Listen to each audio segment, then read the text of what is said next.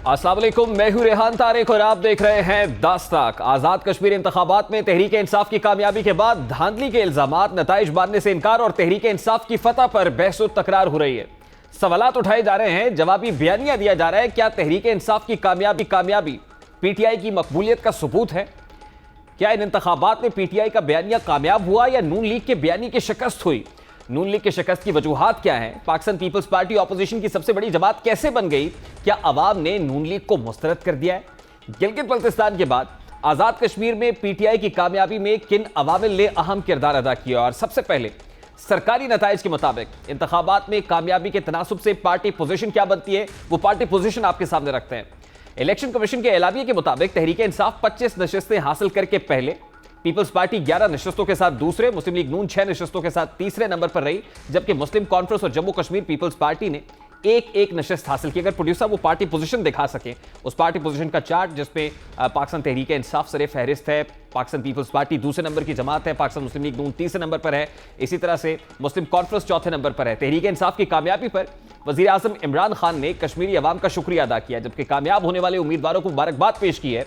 अपनी ट्वीट में वजीर आजम इमरान खान का कहना था कि हम अपनी तवज्जो, एहसास और कामयाब जवान प्रोग्राम के जरिए अवाम की गुर्बत की दलदल से निकाले और हुकूमत को शफाफियत और एहतसाब से आरास्ता करने पर मरकूज करेंगे। अब वजीर आजम अक़वाम मुत्तहिदा की ज़ेर निगरानी कश्मीर में इस्तिस्वाब राय कराने के अज़्म का इयादा कर रहे हैं, जबकि वज़ीर दाखिला शेख रशीद इन नताइज की बुनियाद पर 2023 में भी हुकूमत बनाने का दावा कर रहे हैं। आज वफाकी वज़ीर दाखिला ने इससे मुताल्लिक़ क्या कहा, सबसे पहले उसकी एक झलक आपके सामने रखता है। मेरी इस रिकॉर्डिंग को आप महफूज रख लें, इंशाअल्लाह 2023 में भी यही कहेंगे कि धांधली हुई है। जब तक ये अपनी सियासत से अपनी गैर पार्लिमानी जबान को और गैर जिम्मेदाराना जबान को नहीं निकालेंगे, इनका कोई सियासी मुस्तकबिल नहीं है पाकिस्तान में। यकीनन पाकिस्तान तहरीक इंसाफ और वज़ीर आज़म इमरान खान के लिए खुशी का दिन है, इसमें कोई दो राय नहीं है। पाकिस्तान तहरीक इंसाफ जिसकी कानून साज असम्बली में महज तीन जनरल नशिस्तें थी, वो इंतखाबात में 25 नशिस्तों के साथ न सिर्फ कामयाब हुई है, बल्कि सादा अक्सरियत लेकर अपनी हुकूमत बनाने जा रही है। दूसरी जानिब पाकिस्तान मुस्लिम लीग नून, जो गुज़श्ता इंतखाबात में 30 जनरल नशिस्तों के साथ हुकूमत में थी, आज सिर्फ 6 नशिस्तों के साथ, महज 6 नशिस्तों के साथ न सिर्फ हुकूमत से आउट हुई है, बल्कि बड़ी ऑपोजिशन जमात होने का टाइटल भी गंवा बैठी है। क्योंकि पाकिस्तान पीपल्स पार्टी, जिसकी गुज़श्ता इंतखाबात में सिर्फ 3 जनरल नशिस्तें थी, आज 11 नशिस्तों के साथ कश्मीर की दूसरी बड़ी सियासी जमात बन गई है।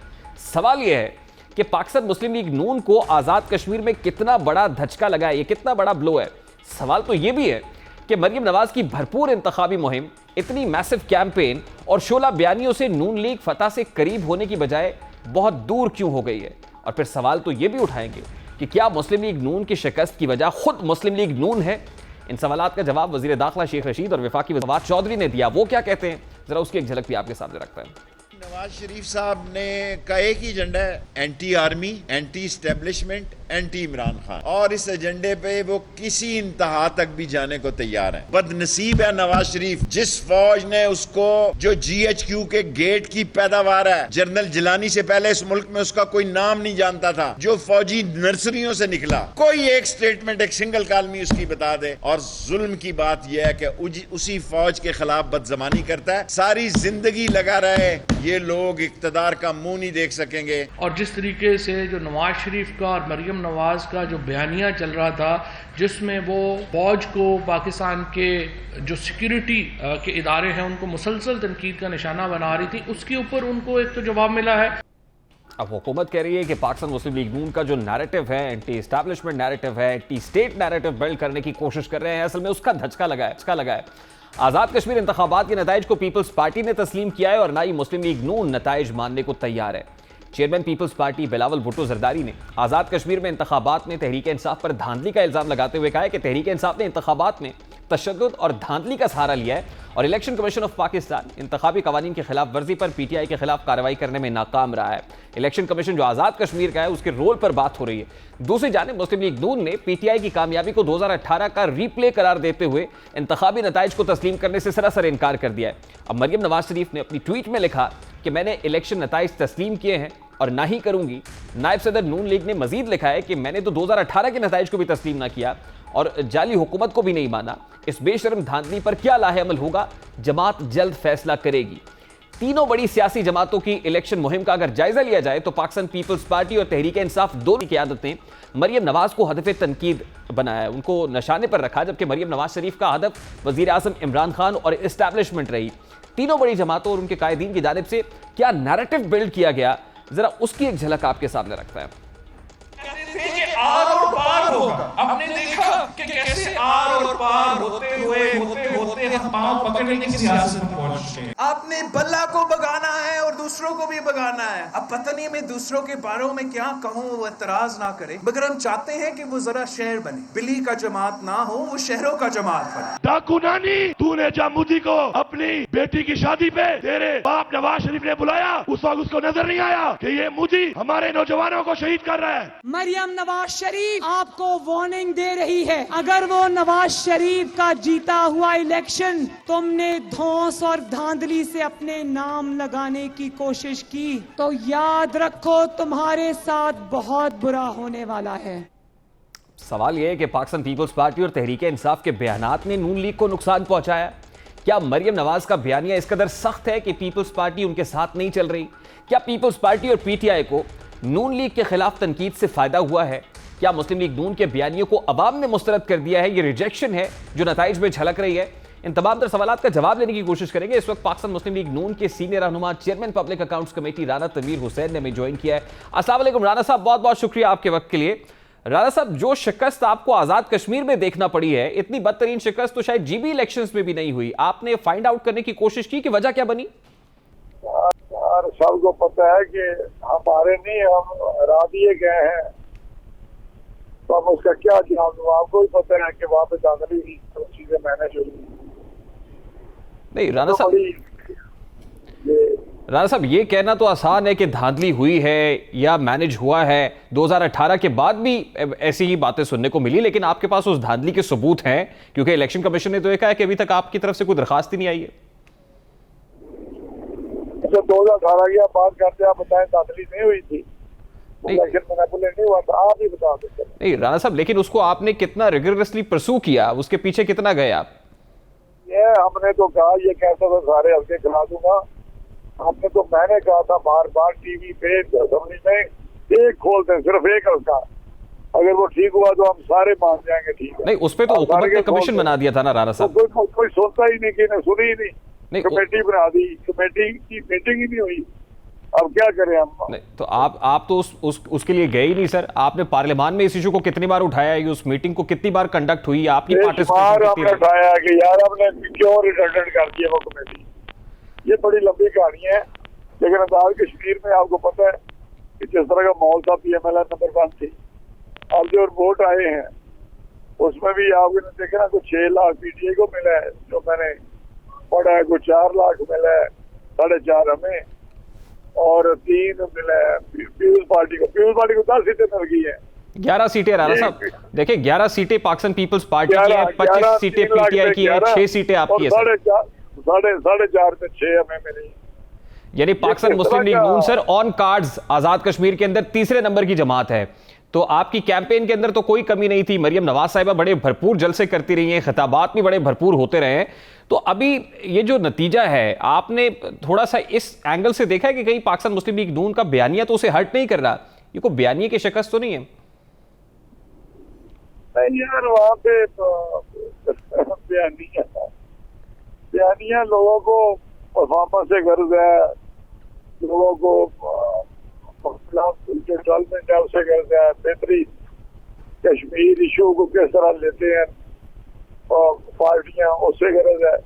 तो वो तो सारा जो रिकॉर्ड है तो PMLN का बेहतरीन है, चाहे डेवलपमेंट हो, चाहे पाशी पॉलिसियां हो, चाहे कश्मीर इशू पे हमारा स्टांस हो। इमरान खान ने तो वहाँ पे क्या दिया कि हम रेफरेंडम कराएंगे आजाद कश्मीर में, ये हमारे साथ रहना चाहते हैं या पाकिस्तान के क्या आजाद होना चाहते हैं। इसके बाद उनको कोई वोट दे सकता था, लेकिन बाद इलेक्शन हो गए हैं और वो जीत गए हैं। आप बताएं क्या करें? नहीं तो आप क्या करेंगे? ये तो मैं आपसे पूछ रहा हूँ राना साहब, आप क्या करेंगे? आपकी स्ट्रैटेजी क्या होगी? अगर आप ये समझते हैं कि धांधली हुई है तो कम से कम दरखास्त तो कोई इलेक्शन कमीशन के पास आनी चाहिए ना। यार पार्टी फैसला करेगी, आप मीटिंग होगी, उसमें पार्टी डिस्कस करेगी कि क्या क्या लाया किया जाए। अच्छा, तो आप देखते हैं पीडीएम के प्लेटफॉर्म पे भी हम बात करें। राणा साहब, आप मेरे साथ गुज़श्ता प्रोग्राम में भी थे, तो आपने ये कहा था कि कहीं ना कहीं पाकिस्तान मुस्लिम लीग नून को अपनी स्ट्रैटेजी को रिविजिट भी कर लेना चाहिए, कोई इसमें कोई मज़ायका नहीं है। तो जो मीटिंग होगी, आप एक सीनियर रहनुमा हैं, क्या आप पार्टी को मशवरा देंगे कि थोड़ा सा अपने नैरेटिव की तरफ भी नजर सानी करनी चाहिए, रिविजिट करनी चाहिए कुछ चीज़ें? मीटिंग होगी तो फिर सारे इशू डिस्कस होते हैं, ये तो नहीं कि कोई एक इशू डिस्कस होता है। अब मीटिंग होने वाली है हमारी, तो वो सारे इशू डिस्कस होते हैं। अच्छा राणा साहब, as far as campaign is concern, Kashmir के अंदर वहां पर मरियम नवाज साहिबा के जलसों के अंदर, खिताबात के अंदर नेशनल पॉलिटिक्स ज़्यादा होती रही, उसमें जो है वो इदारों की और अफराद की बातें भी होती रहीं।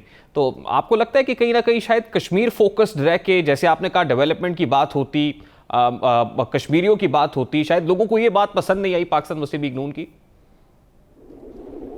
उस बातें तो देखें, पीटीआई भी हम पे इल्जाम लगाती रही है,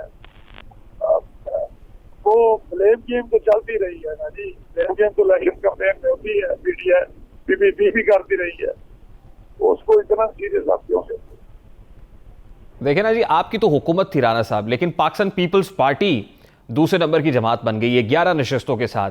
तो कुछ ना कुछ तो हुआ है कि पाकिस्तान मुस्लिम लीग नून की हुकूमत जो आज़ाद कश्मीर में थी, लोग उससे खुश नहीं थे, अब डिलीवरेंस का इशू था, परफॉर्मेंस का प्रॉब्लम था, कि आप जो हुकूमती जमात थी वो दूसरे नहीं बल्कि तीसरे नंबर पर आ गई है 6 सीटों के साथ। सर ओहो, मैंने बताया ना कि यही तो कमाल है कि पीपल्स पार्टी के 11 सीटें हैं और उनकी 25 को तो सोच भी नहीं सकते थे कि हमारी 25 सीटें आ जाएगी पीटीआई वाले। वो तो किसी को सोच रहे थे क्या करें, किस तरह हम बनाएंगे हुकूमत, किस तरह किसको साथ बनाएंगे, क्या करेंगे, सारी बातें थी। देखिए राणा साहब, 10 का इंतखाबात के बाद जो कुछ हुआ, पाकिस्तान मुस्लिम लीग नून की बड़ी कम्प्रीहेंसिव विक्ट्री थी वो, जिसमें आप लोगों ने ये सर्टेन भी किया, कुछ वीडियो एविडेंसेस भी इलेक्शन कमीशन के सामने रखे और उसके बाद आपके बयानिए को तस्लीम किया गया। लेकिन आज़ाद कश्मीर के अंदर जब आप ये कह रहे हैं कि धांधली हुई है और जो 25 नशस्तें पाकिस्तान तहरीक इंसाफ को मिली हैं, ये मिल नहीं सकती थी, तो आपके पास कुछ ऐसे एविडेंसेस हैं जो प्रोड्यूस करेंगे आप इलेक्शन कमीशन के सामने या मीडिया के सामने लाएंगे, कुछ चीजें दिखाएंगे 10 का इंतखाब की तरह? हमारे कैंडिडेट लाएंगे ना जी, वो अब फौरी तो नहीं हो सकता, वो करेंगे, लाएंगे, उसको प्लेस करके कराएंगे। नहीं, आपके कुछ कैंडिडेट्स ने डिफीट को तस्लीम भी किया है, वो कहते हैं कि जो कुछ हुआ हम उसको तस्लीम करते हैं। ये तो मरियम नवाज साहिबा के ट्विटर हैंडल पे आ गया कि वो इलेक्शन को तस्लीम नहीं करती हैं, लेकिन कैंडिडेट्स तो यही कह रहे थे कल तक। हमारे कौन से कैंडिडेट ने तस्लीम किया है मुझे नहीं पता, लेकिन मैं समझता हूँ कि वहाँ ये सारा इलेक्शन मैनेज हुआ है 2018 की तरह। राणा साहब, लेकिन इसकी बड़ी सिंबॉलिक इंपॉर्टेंस है ना। देखें, अब 2023 का इंतखाब आ रहा है और अगर यही कुछ होता रहा, जैसे आप ये कह रहे हैं कि धांधली हो रही है या उसको मैनेज किया जाता है, मैनिपुलेट किया जाता है, तो 2023 के अंदर क्या होगा? उसके बाद भी पाकिस्तान मुस्लिम लीग नून ऐसे ही सर पीट रही होगी? नहीं, देखिए, यही तो हमारा एक उसके लिए हम जद्दोजहद कर रहे हैं कि साफ शफाफ इलेक्शन होने चाहिए। आपको आपने देखा, आप जिस तरह भी उसको इंटरप्रेट करें हमारी स्टेटमेंट को, लेकिन हमारा जो पॉइंट है, जो महवर है, जिसके गिर्द हमारी सड़क घूम रही है, वो एक साफ शफाफ इलेक्शन। तो हुकूमत तो कह रही है इलेक्टोरल रिफॉर्म्स की बात कर रहे हैं, वो कहते हैं आए बैठे हम इस पे बात करते हैं कि आइंदा इंतखाबात कैसे होनी चाहिए। नहीं, ये तरीका नहीं बात करने का, बात करने को तैयार है, लेकिन अगर हमें उम्मीद हो तो बात हमारी सुनेंगे, वो तो पहले ही फैसले करके बैठ जाते हैं और प्राइम मिनिस्टर के बयान भी आए हैं कि ये तो हर सूरत होके रहेगा। तो ये मैं समझता हूँ ये भी एक मशीन वाला मसला है, कोई इतना डिपेंडेबल नहीं है। बहुत सारी जगह पे आजमाया है, लोगों ने बड़ा बर्डन भी किया है, बहुत सारे मुल्कों ने इसको छोड़ दिया है। तो ये मैं समझता हूँ देखने वाली चीज है, पर किराई में ऐसे ही मशीनों लगा दी कि मशीनें रखेंगे हम। बहुत बहुत शुक्रिया राना तनवीर हुसैन साहब आपके वक्त के लिए। पाकिस्तान मुस्लिम लीग नून से राना तनवीर हुसैन हमारे साथ मौजूद थे। पाकिस्तान पीपल्स पार्टी से कादिर मंदूखेल साहब ने हमें ज्वाइन किया है। अस्सलाम वालेकुम कादिर मंदूखेल साहब, बहुत शुक्रिया आपके वक्त के लिए। कादिर मंदूखेल साहब, पाकिस्तान मुस्लिम लीग नून तो नताइज तस्लीम करने से इनकारी है, पाकिस्तान पीपल्स पार्टी जिसकी महज 3 नशस्तें थी वो 11 नशस्तों पर आ गई है। इसके बावजूद पाकिस्तान पीपल्स पार्टी क्या नताइज को इससे इनकार करती है, मुस्तरद करती है, खुले दिल से तस्लीम करेंगे आप? जिस तरह यहाँ पे जो धज्जियां उड़ा गई इलेक्शन रूल्स के और कश्मीर कास्ट के हवाले से सारे, अब वो जो बात आप कर रहे हो, अगर वो पार्टी क़यादत फैसला करेगी, हमारी CAC फैसला करेगी कि हमने क्या करना है, लेकिन आप कहते हैं कि इस इलेक्शन को हम तस्लीम कर ले, तो कम से कम तस्लीम करने को तो हम कुछ हुआ इस पर आप क्या करेंगे, मैं इस पर आपसे बात करूंगा। लेकिन पाकिस्तान मुस्लिम लीग नून जिसकी आज़ाद कश्मीर में हुकूमत थी, जितनी नशिस्तें पाकिस्तान मुस्लिम लीग नून के पास थी, अगर कंपैरिजन किया जाए तो इस वक्त 6 नशिस्तों के साथ तीसरे नंबर की जमात बन गई है। आपके हदफ़ तनकीद भी पाकिस्तान मुस्लिम लीग नून थी, वज़ीर-ए-आज़म इमरान खान साहब या अली अमीन गंडापुर साहब, वफाकी वज़रा का हदफ़ तनकीद भी मरियम नवाज साहिबा और मुस्लिम लीग नून थी। यूँ लग रहा था कि बाकी पार्टीज मिलकर सिर्फ और सिर्फ पाकिस्तान मुस्लिम लीग नून को शिकस्त देना चाहती हैं, और वही हुआ, उसकी रिफ्लेक्शन भी दिखाई दे रही। नहीं, ऐसी बात नहीं है। हमारा अदब जो है ना वो मुस्लिम लीग नून भी था, PTI भी था, इस वजह से दोनों ने कश्मीर कास्ट को नुकसान पहुंचाया है। आप मेरे भाई इस इलेक्शन को पाकिस्तान का किसी सूबे के इलेक्शन में समझिए, ये एक बैनुल-अक़वामी मीडिया का, ऑब्जर्वर का, सबका नजर के उसके ऊपर था। और आप खुद एक मुल्क के वज़ीर-ए-आज़म अगर जिस तरह उनकी रूल्स के धज्जियां उड़ा रहे हैं और जिस तरह वजीर मुदाखलत कर रहा है, जिस तरह सरकारी मशीनरी इस्तेमाल की जा रही है, जिस तरह सरकारी वज़रा और खासतौर अली गंडापुर के जो गनमैन थे वो कश्मीरियों के ऊपर स्ट्रेट फायरिंग करे थे। और तो मैं आप मुझे बता दें कि कश्मीर का इलेक्शन, कश्मीर के लोगों को इन चीजों की जरूरत नहीं है। तो फिर आप इन नताइज को चैलेंज करेंगे? देखिए, ये तो हमारी पार्टी की क़यादत फैसला करेगी। इस हवाले से मैं दोबारा ये अर्ज करूं कि ये तो, लेकिन कम से कम मैं अपने तौर पे ये समझ रहा हूँ कि हम इसको किसी तौर पे इस इलेक्शन का जो कराया और मुकम्मल आज़ाद कश्मीर का इलेक्शन कमीशन फेल हो गया, क्योंकि वो अपने अहकामात पर अमल दरामद नहीं करा सके। और सबसे ज्यादा उसका मुजरिम जो है ना वो वज़ीर-ए-आज़म खुद है। और इलेक्शन कमीशन को अली गंडापुर के साथ साथ उसको वज़ीर-ए-आज़म को भी नोटिस देना चाहिए। और अभी देखिए, उन्हें नोटिस अली गंडापुर को कर दी है 27 तारीख को। तो भाई इलेक्शन हो गया, जो धांधली करनी थी, जो सरकारी ऐलानात करने थे, वो सब हो गए। मंदुखेल साहब, जैसे आप कह रहे हैं कि धांधली हुई है, अगर हालात साजगार होते, पिच हमवार होती आज़ाद कश्मीर इंतखाबात में पाकिस्तान पीपल्स पार्टी के लिए, तो आपको क्या लगता है आपकी नशिस्तें 11 से ज्यादा कितनी होती? नहीं, हमारी नजरें, हमें तो कम से कम हमने जो अपना कैलकुलेशन की, हम भी 30 के लगभग हम नशिस्तें हमने अपने तौर पे एक हिसाब लगाया। क्योंकि अब ये चीज देख ले कि कश्मीर की 3 नस्लों की, पीपल्स पार्टी की 3 नस्लों ने तहफ़्फ़ुज़ के कश्मीर कास्ट को, कश्मीर वेरी इंटरेस्टिंग जो आप कह रहे हैं कि 30 नशिस्तें आपकी होती, अभी तो 11 नशिस्तें हजम नहीं हो रही हैं, आप 30 की बात कर रहे हैं। How did it happen? मैं तो आपसे ये पूछना चाह रहा हूं। आजम जिनको नहीं हो रही है, उनकी पेट में मरोड़ है, उनसे पूछे। मैं तो कम से कम आपके सामने ये चीज कर रहा हूँ कि इतनी खुली धांधली, इतनी खुली मुखालफत और पूरा रियासत जो है ना वहाँ पे काम कर रही थी सरकारी मशीनरी के साथ साथ, और उसके बावजूद 11 नशिस्तें हमने निकाली है। तो इस चीज से तो आप अंदाजा आपको लगाना चाहिए कि हमारे इन सब चीजों के बावजूद, और हमने इन टाइम जो है ना वो।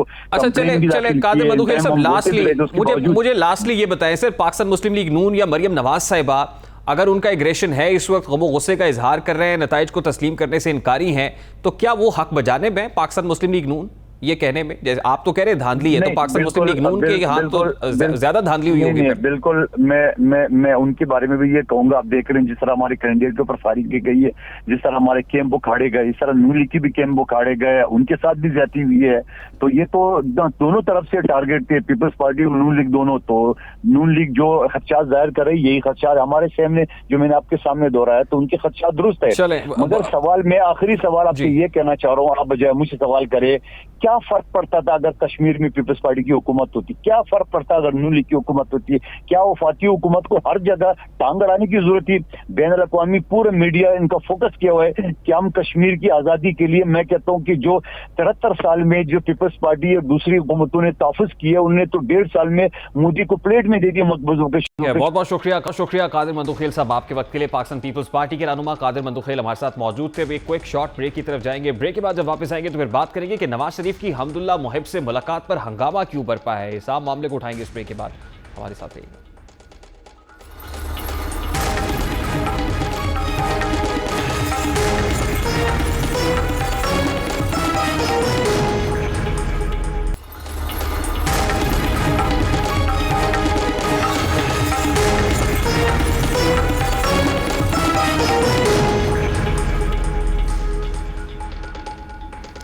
Welcome back. साबिक वज़ीर आज़म नवाज शरीफ की अफगान मुशीर कौमी सलामती हमदुल्ला मुहिब से मुलाकात पर शदीद तनकीद की जा रही है कि नेशनल सिक्योरिटी एडवाइज़र ने लंदन में नवाज शरीफ साहब से मुलाकात की है। साबिक वज़ीर आज़म पाकिस्तान हैं और हमदुल्ला मोहिब जिन्होंने पाकिस्तान के बारे में बहुत हर्जा सराई की है इससे पहले, और पाकिस्तान के उनके बारे में कुछ ख्यालात अच्छे नहीं हैं क्योंकि वो बहुत लान तान करते हैं। ऐसे में हमदुल्ला मोहिब का नवाज शरीफ से मुलाकात करना लंदन में, इसकी काफ़ी सिंबॉलिक इंपॉर्टेंस है। वज़ीर इत्तलात फवाद चौधरी और वज़ीर दाखिला शेख रशीद अहमद ने मुलाकात का ऑडियो ट्रांसक्रिप्ट जारी करने का मुतालबा किया कि असल में जब ये मुलाकात हुई है तो इस मुलाकात क्या डिस्कस हुआ है, क्या कोई एंटी स्टेट एजेंडा लेकर हमदुल्ला मोहिब आए, क्या था। गो के हमदुल्ला मोहिब के ट्विटर हैंडल के ऊपर इसको शेयर किया गया, ना सिर्फ तस्वीर शेयर की गई बल्कि ये कहा गया कि असल में ये वो जज्बा खैर सगाली के तहत है, दोनों ममालिक के दरमियान ताल्लुकात से मुतालिक भी है और वो नवाज शरीफ की डेमोक्रेसी से मुतालिक जो ख्यालात हैं उनको भी उनके हामी हैं और उसकी प्रमोशन चाहते हैं। इस पर क्या तनकीद की जा रही है वफाकी वज़रा की तरफ से, ज़रा उसकी एक झलक आपके सामने रखते हैं। नवाज शरीफ साहब की इस मीटिंग का मुस्लिम लीग नून की जो CEC है उसने इसकी इजाज़त दी थी। किन किन लोगों को मालूम था कि नवाज शरीफ की मुलाकात करने जा रहे हैं, नवाज शरीफ साहब ने इस मुलाकात का एजेंडा किसके साथ शुरू किया, इसकी जो ऑडियो ट्रांसक्रिप्ट्स हैं वो शेयर किए जाने चाहिए पाकिस्तान के लोगों के साथ, पाकिस्तान के मीडिया के साथ, ताकि हमें मालूम हो कि इन्होंने आपस में गुफ्तगू क्या की। इस पर मरियम नवाज साहिबा का रद्दअमल भी आया है और मरियम नवाज साहिबा ये कहती हैं कि असल में साबिक वज़ीर आज़म के विजन की रिफ्लेक्शन है ये मुलाकात, क्योंकि वो अपने जो हमसाय ममालिक हैं उनके साथ दोस्ताना ताल्लुकात चाहते हैं और ये मुलाकात उन्हीं के विजन को रिफ्लेक्ट करती है। इसी मामले पर बात करेंगे। इस वक्त senior defence analyst lieutenant general retired Amjad Shoaib साहब ने हमें ज्वाइन किया है। अस्सलाम वालेकुम जय साहब, बहुत शुक्रिया आपके वक्त के लिए। जय साहब, साबिक वज़ीर आज़म का लंदन में हमदुल्ला मोहिब का यानी नेशनल सिक्योरिटी एडवाइज़र अफगानिस्तान को, उनसे मुलाकात करना, इस पर ना सिर्फ वफाकी वज़रा की जानिब से तनकीद की जा रही है बल्कि ऑडियो ट्रांसक्रिप्ट का मुतालबा भी किया जा रहा है। आप क्या समझते हैं कि इज इट जस्टिफाइड ये जो तनकीद हो रही है या बिला वजह तनकीद की जा रही है? बिस्मिल्लाहिर्रहमानिर्रहीम। देखिए, जहां तक तनकीद का ताल्लुक है, मुस्लिम लीग नून के भी बाज़ लोग तनकीद कर रहे हैं दबी ज़बान में, और लाजमन उनके लिए ये एक बहुत बड़ी एम्बेरसमेंट थी, क्योंकि इस शख्स ने जो कुछ कहा, जो बातें उसने की, वो मैं समझता हूँ बड़ा कम कभी सुनने में आती हैं किसी इंटरनेशनल फोरम पे, या दो मुल्कों के ताल्लुकात के बारे में कभी ऐसी बात सुनने में नहीं आई। यहाँ पे मैं समझता हूँ कि आपकी एक हमीयत, गैरत, एक अपनी हमीयत मिली जिसे हम कहते हैं, कि अपनी कौम के लिए भी एक आप बाइस इज्जत भी हैं और बाइस तजलील भी हो सकते हैं अगर आपको अच्छी ऐसी हरकत करें। तो इस शख्स ने जो बात की, वो उसके बाद हुकूमत पाकिस्तान ने खास तौर पे, ये पहला आदमी था अफगानिस्तान में जिसके बारे में उन्होंने कहा कि जी इससे हम ऑफिशियली कोई राब्ता नहीं रखेंगे। अब ये PMLN के बाद मसरूम मरियम वगैरह ये तस्वीर उनकी पुरानी चीफ के साथ बताती है। वो पहले तो सारा मुल्क और सब सारे लोग ही मिलते थे उससे, जब भी कभी कोई विजिट पे जाता था अफगानिस्तान। तो मरियम नवाज साहिबा ने ट्वीट भी की कि असल में ये नवाज शरीफ साहब का विजन था कि वो नेबरिंग कंट्रीज के साथ दोस्ताना ताल्लुकात के ख्वाह थे, तो इनके विजन की रिफ्लेक्शन है अगर हमदुल्ला मोहिब उनसे मुलाकात कर रहा है। नहीं, VN नहीं है ये, तो मैं समझता हूँ जिल्लत है उसकी बात। उसका VN में ये आप देखिए, जब भी आपने ताल्लुकात दो मुल्कों के साथ अपने अच्छे करने हो, तो अगर वो आपके सर में जूते मारे तो जूते खा के आप कहें कि अच्छा बड़ा अच्छा हो गया, मैंने तो ताल्लुकात ठीक करने थे, तो ये तो कोई बात ना हो। ताल्लुकात ठीक होते हैं आपके बराबरी की सतह पे, मुल्क के वकार की सतह पे, और उसके साथ साथ अपने कौमी मफादात को मद्देनजर रखते हुए।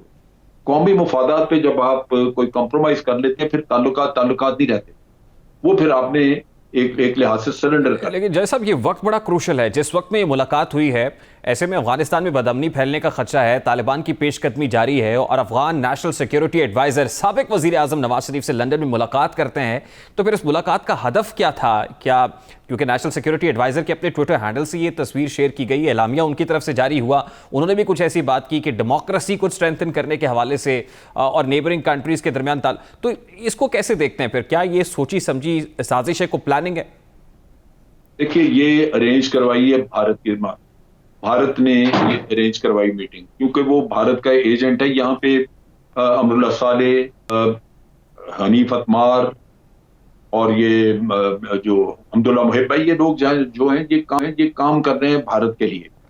और आप देख लीजिए जो इल्जामात जो भारत वहां से इनको फीड करता है, वो इल्जामात लगा देते हैं।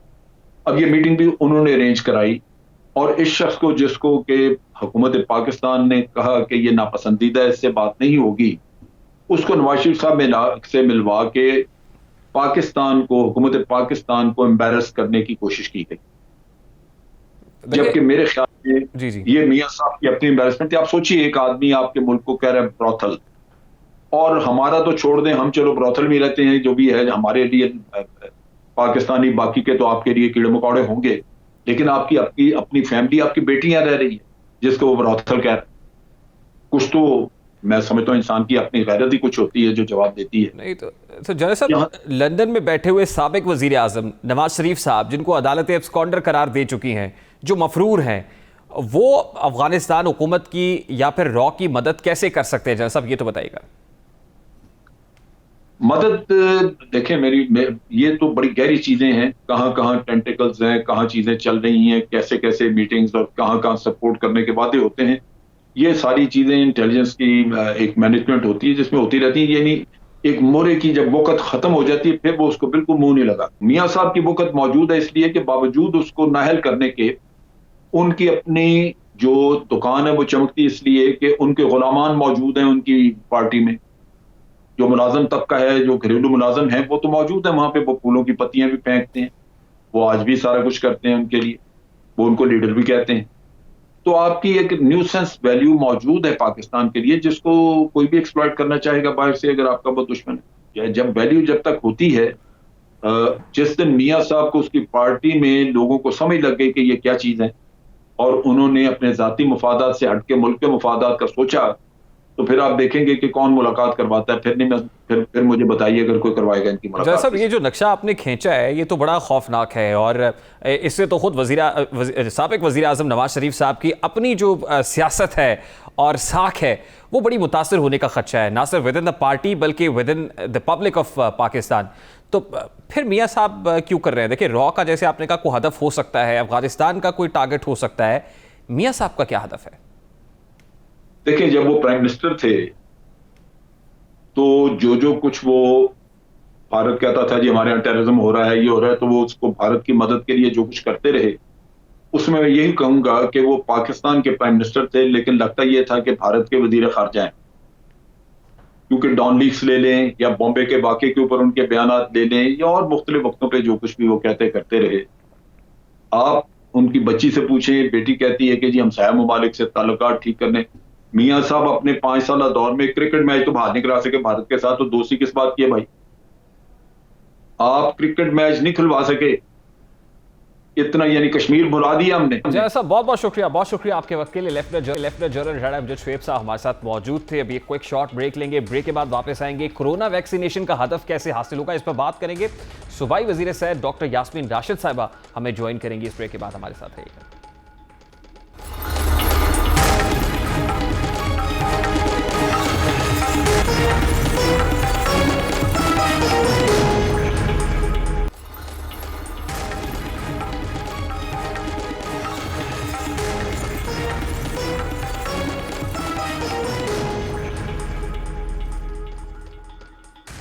Welcome back. कोरोना वायरस से निपटने के लिए अब एनसीओसी ने नई हिकमत अमली वज़ा कर दी, और इस नई हिकमत अमली के मुताबिक अब स्मार्ट लॉकडाउन नहीं होगा, बल्कि स्मार्ट लॉकडाउन वाले इलाकों में लोगों को वैक्सीनेट किया जाएगा। यानी हुकूमत का एम्फेसिस ये है कि जितनी ज़्यादा जल्दी हम आबादी को वैक्सीनेट कर लेंगे, वैक्सीनेशन फराम कर देंगे, उतनी जल्दी हम इस वबा को कंट्रोल करने में कामयाब हो जाएंगे। ये नई स्ट्रैटेजी है क्या, इस पर बात करेंगे। इस वक्त सूबाई वज़ीर सेहत डॉक्टर यास्मीन राशिद साहिबा हमारे साथ मौजूद हैं। अस्सलाम वालेकुम डॉक्टर साहिबा, बहुत बहुत शुक्रिया आपके वक्त के लिए। डॉक्टर साहिबा, आप क्या ये समझा जाए कि अब रिस्ट्रिक्शंस नहीं होंगी, लॉकडाउन्स नहीं होंगे, बल्कि वैक्सीनेशन करेंगे? और फिर क्या डोर टू डोर वैक्सीनेशन करने जा रहे हैं? स्ट्रैटेजी क्या होगी सारी आबादी को वैक्सीनेट करने के लिए? जहाँ तक एनसीओसी का जो इस वक्त इंस्ट्रक्शंस हैं वो ये हैं कि जिन इलाकों के अंदर हमारे इन्फेक्टिविटी रेट ज़्यादा होता है, और ख़ास तौर पे जो गुंजान आबादियाँ हैं, जिस तरह के हमारे बड़े शहर हैं, लाहौर हुआ, गुजरांवाला, रावलपिंडी, फैसलाबाद, मुल्तान, सबसे पहले तो हमें ये कोशिश करनी चाहिए कि यहाँ कम से कम इस 14 अगस्त तक हम इंशाअल्लाह 40% आबादी को अगर वैक्सीनेट कर दें जो 18 साल से ज़्यादा उम्र की है, तो बहुत हद तक हम इस वबा की वो जो तेज़ी है उसमें बहुत कमी ला सकते हैं।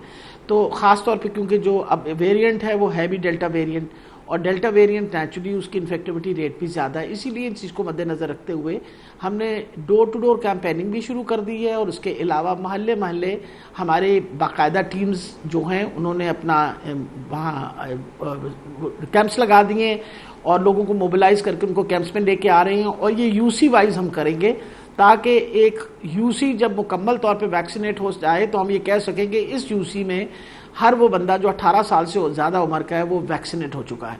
तो इस तरीके से कम जो वो लोग जो जिनमें अमवात की ज़्यादा शरह है, ख़ास तौर पे जो 40 साल से ज़्यादा उम्र और 60 साल के दरमियान जो लोग हैं उनकी ज़्यादा वल्नरेबिलिटी है।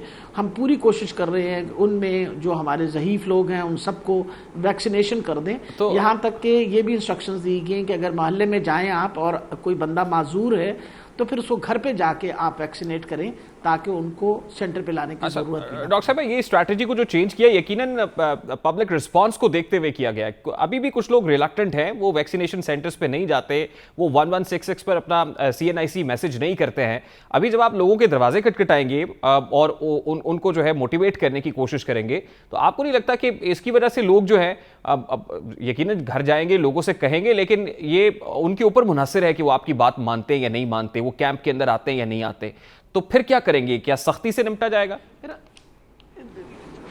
देखिए, जहाँ तक ताल्लुक है कुछ चीज़ों पर तो पाबंदी ऑलरेडी हुकूमत ने लगा दी। जब फॉर एग्जांपल 1 अगस्त के बाद आप अगर ट्रैवल करना चाहते हैं डोमेस्टिक उसके ऊपर फ्लाइट्स पे, तो अगर आपके पास वैक्सीनेशन का 18 साल से ज़्यादा उम्र है, आपके पास वैक्सीनेशन कार्ड नहीं है तो आपको ट्रैवल नहीं करने देंगे। अभी रेस्टोरेंट्स के ऊपर भी पाबंदी लगाई जा रही है, स्टोर्स के अंदर भी पाबंदी कि आपके पास वैक्सीनेशन कार्ड होना चाहिए। वो इस तरह का काम तो हमने ऑलरेडी किया है, लेकिन कई दफ़ा हम ये सोचते हैं हमने एक सेंटर बना दिया, वहाँ लोगों को आ जाना चाहिए। कई दफ़ा लोगों के लिए भी मुश्किल होता है। जैसे आज मैंने एक शादमान के अंदर हमारा जो एक उसके अंदर यूसी के अंदर कोई तकरीबन हमने 10 सेंटर्स बनाए। एक सेंटर पे जब मैं गई तो एक जो लड़का वहाँ लगवा रहा था तो उससे मैंने पूछा कि बेटा आपने इतनी देर क्यों की, इससे पहले क्यों नहीं लगवाया? तो उसने बताया कि वो किसी के घर पे काम करता था, उसके लिए वक्त निकाल के किसी सेंटर पे जाना वो कम से कम 2-2.5 घंटे तो लगने थे ना, ट्रैवल करना वापस आना। तो उसने कहा जी वो इसलिए मेरे लिए मुश्किल था, लेकिन ये तो आपने मेरे घर के सामने ही हमारे लगा दिया तो मैं अपने मालकान से पूछ के कि मैं जाके अपने आप को वैक्सीन लगवा लूँ। कुछ अवेलेबिलिटी के इश्यूज भी हैं। इब्तिदा में एस्ट्राजेनेका अवेलेबल थी, कुछ लोगों को फर्स्ट डोज लगी, लेकिन अब एस्ट्राजेनेका अवेलेबल उनके लिए नहीं हो रही थी। साइनोफॉर्म की फर्स्ट डोज लगी लेकिन सेकंड डोज में साइनोफॉर्म अवेलेबल नहीं थी। तो इतने मैस लेवल के ऊपर जब आप वैक्सीनेट करने जाएंगे तो जो पहले से एकदम दस्तयाबी के प्रॉब्लम्स हैं इनको कैसे बेहतर करेंगे, इंप्रूव करेंगे? देखिए जी, इस वक्त तो हमारे पास सारी वैक्सीन जो हैं वो वाफर मिकदार में मौजूद हैं। यानी अगर आप साइनोफार्म देखें तो वो हमारे पास कोई तकरीबन इस वक्त 6 लाख से ज़्यादा में है, साइनोवैक 8 लाख से ज़्यादा है, एस्ट्राजेनेका जो है वो कोई तकरीबन हमारे पास यानी इस वक्त भी तकरीबन 1 मिलियन के करीब आ गई है हमारे पास। क्योंकि रोज़ाना आपको पता है कि नए स्टॉक्स आ रहे हैं वैक्सीन के।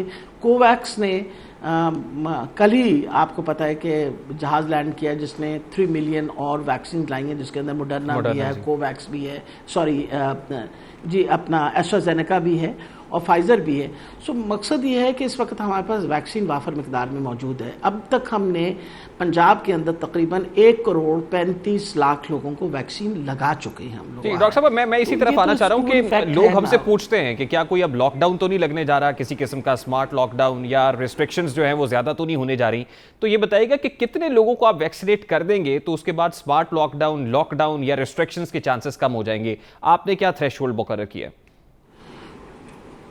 देखिए, थ्रेशोल्ड तो it is very difficult at the moment to say कि कौन सा थ्रेशोल्ड होगा जिसके ऊपर, लेकिन ये भी देखा जाता है कि अगर आप 50 से 60% आबादी जो है वो वैक्सीनेट कर लें या इन्फेक्शंस भी लोगों को हो चुकी हैं तो बहुत हद तक ये जो वबा की जो तेज़ी है फैलाव की ये बहुत कम हो जाएगी। जहाँ तक डेल्टा वेरिएंट का ताल्लुक है जिसके बारे में आप मैं सवाल आपसे करना चाह रहा था डॉक्टर साहब, डेल्टा वेरिएंट से मुतालिक कि डेल्टा वेरिएंट की मौजूदगी तो है पाकिस्तान भर के अंदर, पंजाब में इस वक्त इसकी इंटेंसिटी कितनी है? जितने लोगों को आप वैक्सीनेट कर चुके हैं, क्या एक शील्ड है पंजाब के अंदर और इतनी ज़्यादा खतरनाक नहीं है? क्योंकि कराची में तो हमने देखा कि रिस्ट्रिक्शंस भी बहुत बढ़ाई, हमारे यहाँ सिचुएशन क्या है इस वक्त ऑन ग्राउंड? देखिए जी, इस वक्त हमारी इन्फेक्टिविटी रेट बढ़ी तो ज़रूर है। आपको पता पंजाब के अंदर पिछले चंद दिनों के अंदर पॉजिटिविटी रेट जो है वो बढ़ती चली, ख़ास तौर पे रावलपिंडी और मियांवाली के अंदर देखा गया है कि हम, लेकिन पूरे पंजाब के अंदर इस वक्त 3% है positivity rate. Delta variant 70% cases जो इस वक्त आइडेंटिफाई हो रहे हैं, क्योंकि आप रैंडम सैम्पलिंग ही कर सकते हैं। 256 केसेस जो हैं उनके बाकायदा टेस्ट जब किए गए, जीन सीक्वेंसिंग की गई, तो देखा गया कि डेल्टा वेरिएंट जो है वो 70% में मौजूद है। तभी हम लोगों ने इसकी इंटेंसिटी जो है अपनी वैक्सीनेशन की भी बढ़ा दी है। और आपको पता है कि जो नॉन फार्मास्यूटिकल इंटरवेंशंस हैं, जिसके अंदर मास्क पहनना, हाथों को बार बार धोना, इनके ऊपर भी बहुत शिद्दत से हम काम कर रहे हैं कि लोगों को समझना चाहिए कि अपनी बचाव के लिए कितना ज़रूरी है कि वो अपने आप को बचाएं, मास्क पहने, हाथों को धोएं। मैं सिर्फ ये रिक्वेस्ट करना चाह रही हूँ लोगों से कि देखिए, फ्री वैक्सीन मिल रही है, हम आपके दरवाज़ों तक पहुंच गए हैं। अब आपने सिर्फ वैक्सीन ही लगवानी है और इसके साथ आपने मास्क पहनना है। तो मेरा ये मतलब है कि हम सब अगर यही बात दोहराते रहें तो शायद लोग इस मसला है इसकी संगीनी को समझने की कोशिश करें, क्योंकि हमारे लिए उनकी सेहत और ज़िंदगी सबसे अहम है। ये नहीं है कोरोना जब खुदा न खास्ता ख़तरनाक सबका कोरोना लगता है तो उसके बाद में भी बहुत ज़्यादा साइड इफ़ेक्ट्स होते हैं, तो लोगों को बहुत एहतियात बरतनी चाहिए। बहुत शुक्रिया डॉक्टर साहब आपके वक्त के लिए। सूबाई वज़ीर सेहत डॉक्टर यास्मीन राशिद साहब हमारे साथ मौजूद थी। एक ब्रेक लेंगे, कोई एक शॉर्ट ब्रेक के बाद वापस आते हैं हमारे साथ।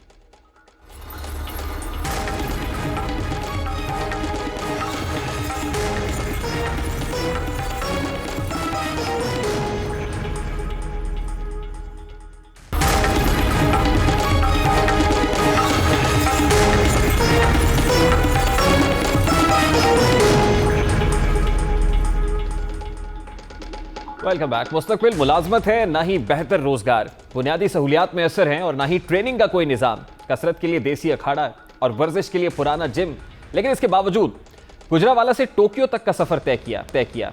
इस बाहिम्मत नौजवान का नाम है तलहा तालिब, जिसकी 5वीं पोजीशन पर भी मुल्क भर में जश्न मनाया जा रहा है। तलहा तालिब ने टोक्यो ओलंपिक्स में वेट लिफ्टिंग के 67 किलोग्राम इवेंट में इस कैटेगरी में शिरकत की थी और वो सिर्फ 2 किलोग्राम के वजन से तलाई तमगे से महरूम रहे थे। तलहा के मुताबिक अगर उन्हें भी अपनी ट्रेनिंग के दौरान वो सहूलियात मैसर आ जाती जो इंटरनेशनली प्लेयर्स को मिलती हैं, तो वो 2 किलोग्राम कोई ऐसा हदफ नहीं था जिसे पूरा नहीं कर सकते। पूरा पाकिस्तान उनकी जीत की खुशी मना रहा होता। तलहा क्या कहते हैं अपनी 5वीं पोजीशन पर, जरा उसकी एक झलक आपके सामने रखता है। मेरा कंपटीशन दुनिया के टॉप एथलीट्स के साथ था और जिनकी फैसिलिटीज हमारी फैसिलिटीज से काफी ज्यादा हाई हैं। मुझे यही फैसिलिटीज मुझे पहले मिली होती, उनकी जैसी मुझे फैसिलिटीज मिली होती। उनका लगातार ट्रेनिंग कैंप चलता है, उनके इक्विपमेंट इंटरनेशनल स्टैंडर्ड के हैं, उनके वेट ट्रेनिंग्स के प्लान, स्केड्यूल, सारा डाइट प्लान, हर चीज उनके हमसे अलग है। तो 2 किलोग्राम से मेरा ब्रॉन्ज मेडल मिस हुआ, तो मेरा नहीं ख्याल कि मेडल हमारा मिस हुआ था। आज वो मेडल पाकिस्तान पूरा जश्न मना रहा था उस मेडल के लिए। अब ये सिर्फ तलहा का गम नहीं है, बल्कि ओलंपिक्स में जितने खिलाड़ी पाकिस्तान को रिप्रेजेंट कर रहे हैं सभी का गम साझा है। अगर खिलाड़ियों की बात की जाए जो इस वक्त ओलंपिक्स में शरीक है, पाकिस्तान की नुमाइंदगी कर रहे हैं, तो सिर्फ 10 खिलाड़ी हैं 22 करोड़ आवाम में से, सिर्फ 10 खिलाड़ी हैं, जबकि 12 ऑफिशियल्स पाकिस्तान के इन खिलाड़ियों के साथ मौजूद हैं। यानी टोटल 22 का दस्ता है जो ओलंपिक्स में है। अब अगर जरा खेलों की बात कर ली जाए तो तकरीबन छोटे बड़े 48 खेल ऐसे हैं जो पाकिस्तान में खेले जाते हैं, लेकिन सिर्फ क्रिकेट के अलावा सिर्फ क्रिकेट टॉप 10 खेलों के अंदर शामिल है। बाकी तमाम तर खेल जो है वो टॉप 10 से बहुत बाहर है। फुटबॉल की अगर बात की जाए तो हम 150वें नंबर पर हैं। बैडमिंटन के अंदर टोटल 20 मुल्कों में से हम 19वें नंबर पर आते हैं। हॉकी जिसमें हम कभी बहुत ऊपर थे, आज उसमें 13वें नंबर पर मौजूद है। तो ये सोचने की बात है, लम्हा फिक्रिया है। इससे पहले कि हम अपने टैलेंट को लूज कर जाए, हमें इन पर फोकस करना होगा। ये तो था आज का दास्तान। आपसे मुलाकात होगी इंशाल्लाह कल। अपना रखिएगा ख्याल। अल्लाह हाफ़िज़।